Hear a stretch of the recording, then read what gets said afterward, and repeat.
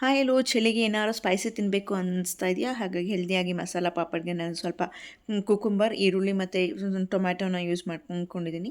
ಆ ಮೂರನ್ನೂ ನಾನು ಒಂದು ಬೌಲಿಗೆ ತೊಗೊಂಡು ನಾನು ಮಿಕ್ಸ್ ಮಾಡ್ಕೋತಾ ಇದ್ದೀನಿ. ಬೇಕು ಅಂದರೆ ನೀವು ಕ್ಯಾಪ್ಸಿಕಮ್ ಕೂಡ ಹಾಕ್ಕೋಬೋದು, ಹಸಿರು ಮೆಣಸಿನ್ಕಾಯಿನ ಹಾಕ್ಕೋಬೋದು, ಅಥವಾ ಪನ್ನೀರ್ನ ನೀವು ಗ್ರೇಟ್ ಮಾಡಿ ಅಥವಾ ಸ್ಕ್ರಂಬಲ್ ಮಾಡಿ ಹಾಕ್ಕೋಬೋದು. ವೆಜ್ಜೀಸ್ ಆಫ್ ಯೋರ್ ಚಾಯ್ಸ್ನ ನೀವು ಇಲ್ಲಿ ಇನ್ಕ್ಲೂಡ್ ಮಾಡ್ಬೋದು. ಕ್ಯಾಪ್ಸಿಕಮ್ ಕೂಡ ಚೆನ್ನಾಗಿರುತ್ತೆ ಕ್ರಿಸ್ಪಿಯಾಗಿ. ಸ್ವಲ್ಪ ಉಪ್ಪನ್ನ ಸೇರಿಸ್ಕೊತಾ ಇದ್ದೀನಿ, ಸಾಲ್ಟು, ಖಾರದ ಪುಡಿ, ಖಾರದ ಪುಡಿನ ಹಾಕೋತಾ ಇದ್ದೀನಿ, ಮತ್ತು ಸ್ವಲ್ಪ ಬ್ಲ್ಯಾಕ್ ಪೆಪ್ಪರ್. ಇಲ್ಲೂ ಕೂಡ ನೀವು ಬೇಕು ಅಂತಂದರೆ ಬ್ಲ್ಯಾಕ್ ಸಾಲ್ಟ್ ಯೂಸ್ ಮಾಡ್ಕೋಬೋದು. ಒಂದು ಸ್ವಲ್ಪ ನಿಂಬೆಹಣ್ಣು, ಲೆಮನ್ ಜ್ಯೂಸ್ ಯೂಸ್ ಮಾಡಿದ್ದೀನಿ. ಬ್ಲ್ಯಾಕ್ ಸಾಲ್ಟ್ ಯೂಸ್ ಮಾಡ್ಬೋದು, ಇಲ್ಲ ಚಾಟ್ ಮಸಾಲ ಇದೆ, ಚಾಟ್ ಮಸಾಲಾನ ನಾವು ಯೂಸ್ ಮಾಡ್ಕೋಬೋದು. ಇನ್ನೂ ಚೆನ್ನಾಗಿ ಫ್ಲೇವರ್ ಚೆನ್ನಾಗಿರುತ್ತೆ. ಹಾಗಾಗಿ ಇದು ಕ್ವಿಕ್ಕಾಗಿ ಬೇಗ ಆಗುವಂಥ ಒಂದು ರೆಸಿಪಿ ಇದು. ಅನ್ಹೆಲ್ದಿಯಾಗಿ ಏನೇನೋ ಫ್ರೈಡ್ ತಿನ್ನೋ ಬದಲು ಆರಾಮಾಗಿ 2-3 ಆರಾಮಾಗಿ ತಿನ್ಬೋದು. ಡೀಪ್ ಫ್ರೈ ಮಾಡ್ತಾಯಿಲ್ಲ ನಾನು.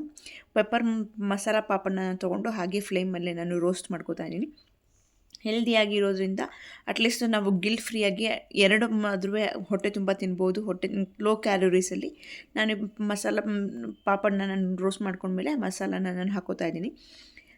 ಮಸಾಲಾನ ಕಂಪ್ಲೀಟ್ ಸ್ಟಫಿಂಗ್ಸ್ ಆಗಿ ನಾನು ಯೂಸ್ ಮಾಡಿಕೊಂಡು ಸಾಯಂಕಾಲ ಮಳೆಗೆ ಚಳಿಗೆ ಆರಾಮಾಗಿ ಸ್ಪೈಸಿಯಾಗಿ ಟ್ಯಾಂಗಿ ಫ್ಲೇವರಾಗಿ ಹೆಲ್ತಿಯಾಗಿರೋ ಜೊತೆ ಒಂದು ಕಪ್ ಮಸಾಲೆ ಟೀ ಅಥವಾ ಕಾಫಿ ಏನಾದರೂ ನೀವು ತಿನ್ಬೋದು. ಸೊ ಡಯಟ್ ಸೀರೀಸಲ್ಲಿ ಇದನ್ನು ಇನ್ಕ್ಲೂಡ್ ಮಾಡ್ಕೊಳ್ಳಿ.